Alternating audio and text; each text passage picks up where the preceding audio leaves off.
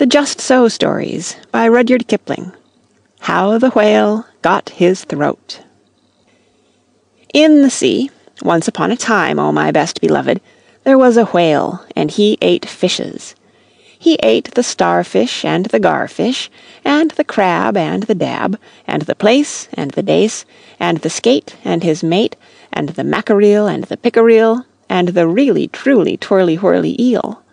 All the fishes he could find in all the sea he ate with his mouth, so, till at last there was only one small fish left in all the sea, and he was a small 'stute fish, and he swam a little way behind the whale's right ear, so as to be out of harm's way. Then the whale stood up on his tail and said, "I'm hungry." And the small 'stute fish said in a small 'stute voice, "Noble and generous cetacean, have you ever tasted man?" "No," said the whale. "What is it like?" "Nice," said the small 'stute fish. "Nice, but nubbly." "Then fetch me some," said the whale, and he made the sea froth up with his tail. "One at a time is enough," said the 'stute fish.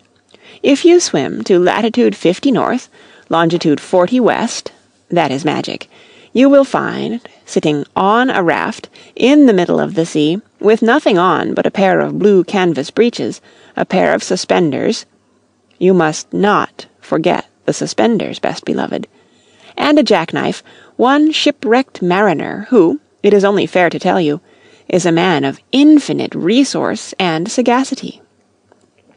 So the whale swam and swam to latitude 50 north, longitude 40 west, as fast as he could swim, and on a raft, in the middle of the sea, with nothing to wear except a pair of blue canvas breeches, a pair of suspenders (you must particularly remember the suspenders, best beloved), and a jackknife, he found one single solitary shipwrecked mariner, trailing his toes in the water.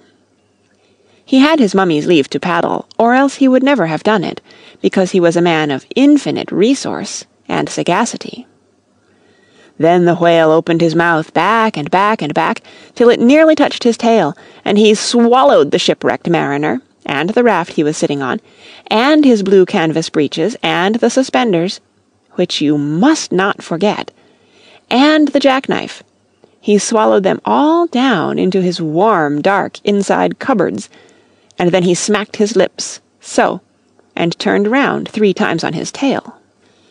But as soon as the mariner, who was a man of infinite resource and sagacity, found himself truly inside the whale's warm, dark inside cupboards, he stumped and he jumped, and he thumped and he bumped, and he pranced and he danced, and he banged and he clanged, and he hit and he bit, and he leaped and he creeped, and he prowled and he howled, and he hopped and he dropped, and he cried and he sighed, and he crawled and he bawled, and he stepped and he leapt, and he danced hornpipes where he shouldn't, and the whale felt most unhappy indeed.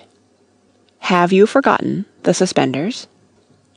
So he said to the 'stute fish, "This man is very nubbly, and besides he is making me hiccup. What shall I do?" "Tell him to come out," said the 'stute fish. So the whale called down his own throat to the shipwrecked mariner, "Come out and behave yourself. I've got the hiccups." "Nay, nay," said the mariner, "not so, but far otherwise. Take me to my natal shore, and the white cliffs of Albion, and I'll think about it." And he began to dance more than ever. "You had better take him home," said the 'stute fish to the whale. "I ought to have warned you that he is a man of infinite resource and sagacity." So the whale swam and swam and swam, with both flippers and his tail, as hard as he could for the hiccups, and at last he saw the mariner's natal shore, and the white cliffs of Albion, and he rushed halfway up the beach, and opened his mouth wide and wide and wide, and said, "Change here for Winchester, Ashuelot, Nashua, Keene, and stations on the Fitchburg Road," and just as he said "Fitch," the mariner walked out of his mouth. But while the whale had been swimming, the mariner, who was indeed a person of infinite resource and sagacity, had taken his jackknife and cut up the raft into a little square grating all running criss-cross, and he had tied it firm with his suspenders. Now you know why you were not to forget the suspenders. And he dragged that grating good and tight into the whale's throat, and there it stuck. Then he recited the following sloka, which, as you have not heard it, I will now proceed to relate. By means of a grating, I have stopped your ating. For the mariner was also an Hibernian. And he stepped out on the shingle and went home to his mother, who had given him leave to trail his toes in the water, and he married and lived happily ever afterward. So did the whale, but from that day on, the grating in his throat, which he could neither cough up nor swallow down, prevented him eating anything except very, very small fish, and that is the reason why whales nowadays never eat men, or boys, or little girls.